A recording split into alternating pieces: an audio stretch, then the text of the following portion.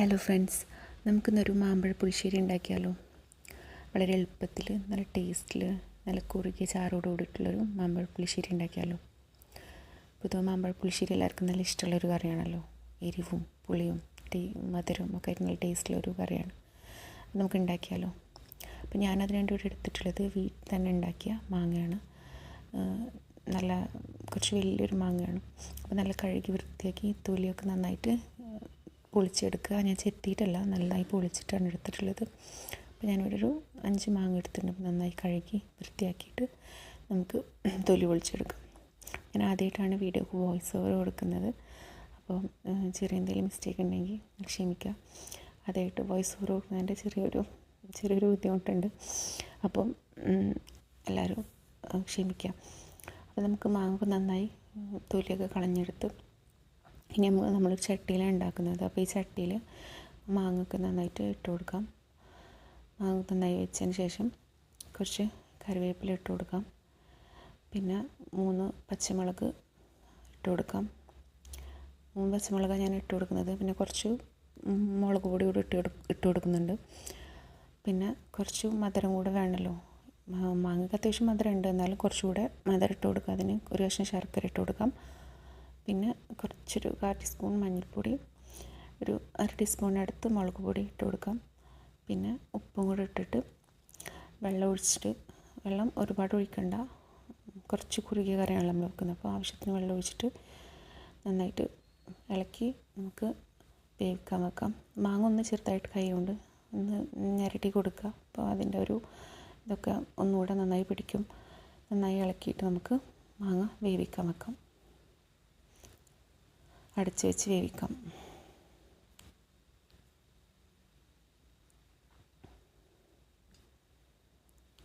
അപ്പോൾ മാങ്ങ നന്നായി തിളച്ചിട്ടുണ്ട്. അപ്പോൾ ഇടയ്ക്കും തുറന്ന് നോക്കി ഇളക്കി കൊടുക്കുക. അപ്പോൾ നന്നായി തിളച്ചിട്ടുണ്ട്.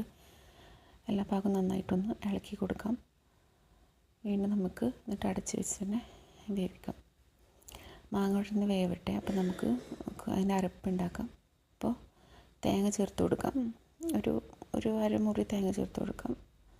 പിന്നെ ഒരു 4-5 ചെറിയ ഉള്ളി, പിന്നെ ഒരു 1/4 ടീസ്പൂണൊക്കെ ജീരകം ചേർത്ത് കൊടുക്കാം. ചെറിയ ജീരകമാണ്. പിന്നെ നുള്ളു മഞ്ഞൾപ്പൊടി, കുറച്ച് കറിവേപ്പില, ഒരു പച്ചമുളക്, പിന്നെ തൈരും കൂടി ചേർത്തിട്ടാണ് ഞാൻ അരച്ചെടുക്കുന്നത്. വെള്ളം ചേർക്കുന്നില്ല. അപ്പോൾ തൈര് അതിൽ ചേർത്തിട്ടാണ് അരച്ചു കൊടുക്കുന്നത്. നമുക്ക് മാങ്ങ തുറന്ന് കൊടുക്കാം. എന്നിട്ട് കുറച്ച് നെയ്യ് ചേർത്ത് കൊടുക്കാം. മാങ്ങ നന്നായി തിളച്ച് വന്നിട്ടുണ്ട്, ഏറെക്കുറെ വറ്റി വന്നിട്ടുണ്ട്. അപ്പോൾ നമുക്കൊന്നുകൂടെ ഇളക്കി ചേർത്ത് കൊടുക്കാം. ഇനി നമുക്ക് അരപ്പ് ചേർത്ത് കൊടുക്കാം. അരപ്പ് ചേർത്തിട്ട് നന്നായിട്ട് ഇളക്കി കൊടുക്കാം. അപ്പോൾ തീ ഓഫാക്കിയിട്ടേക്കാണ് ഞാൻ. ചട്ടി ആയതുകൊണ്ട് ചെറുതായിട്ട് ചൂടുണ്ട് അതിൽ. അപ്പോൾ അതിങ്ങനെ ചെറുതായിട്ട് വന്നുകൊണ്ടിരിക്കും. നന്നായിട്ട് ഇളക്കി കൊടുക്കാം. എന്നിട്ട് ചെറുതായിട്ടൊന്ന് ചൂടാക്കാം. ഒന്ന് തിളക്കണ്ട, ചെറുതായിട്ടൊരു പത വന്നാൽ മതി.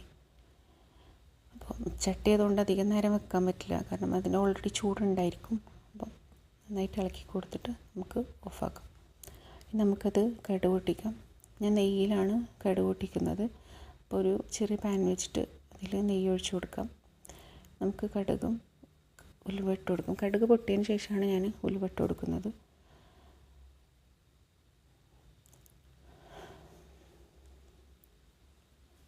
നമുക്ക് ഉലുവ ഇട്ട് കൊടുക്കാം. നമുക്ക് ഉണക്കമുളക് ഇട്ട് കൊടുക്കാം. ഒരു 5-6 ഉണക്കമുളക് ഞാൻ ചെറിയ കഷ്ണമാക്കിയിട്ട് ഇട്ട് കൊടുക്കുന്നുണ്ട്. പിന്നെ നമുക്ക് കറിവേപ്പില ഇട്ട് കൊടുക്കാം. നന്നായി ഇളക്കി കൊടുക്കാം. പിന്നെ ഒരു നുള്ള് മുളക് പൊടി ഇട്ട് കൊടുക്കാം. നല്ലൊരു കളർ കിട്ടാൻ വേണ്ടിയിട്ടാണ് ഒരു നുള്ള് മുളക് പൊടി ഇട്ട് കൊടുക്കാം. നമുക്കത് ഈ കറിയിലോട്ട് ഒഴിച്ചു കൊടുക്കാം. ഇനി കുറച്ച് നേരം അവിടെ മൂടി വെച്ച് കൊടുക്കാം. ഒരു തരി നേരം കഴിഞ്ഞിട്ട് ഇളക്കിയാൽ മതി. അപ്പോൾ സ്മെല്ല് കറിയുടെ എല്ലായിടത്തും നന്നായിട്ട് പിടിക്കും. നമുക്ക് നന്നായിട്ട് ഇളക്കി കൊടുക്കാം. എല്ലായിടത്തും നന്നായിട്ട് ഇളക്കി കൊടുക്കാം. അപ്പോൾ നല്ല കുറുകിയിട്ടുണ്ട് മാമ്പഴ പുളിശ്ശേരി. നല്ല കുറുകിയ ചാറോട് കൂടിയിട്ടുള്ള മാമ്പഴ പുളിശ്ശേരി റെഡി ആയിട്ടുണ്ട്. വളരെ പെട്ടെന്ന് ഉണ്ടാക്കാൻ പറ്റുന്ന ഒരു കറിയാണ്. മാങ്ങ ഉണ്ടെങ്കിൽ നമുക്ക് പെട്ടെന്ന് തന്നെ ഉണ്ടാക്കിയെടുക്കാം. ഏത് മാങ്ങ കൊണ്ടും ഉണ്ടാക്കാം. ഞാനിവിടെ വീട്ടിലുള്ള മാങ്ങ കൊണ്ടാണ് ഉണ്ടാക്കിയിട്ടുള്ളത്. ചെറിയ മാങ്ങ കൊണ്ടാണ് സാധാരണ ഉണ്ടാക്കാറ്.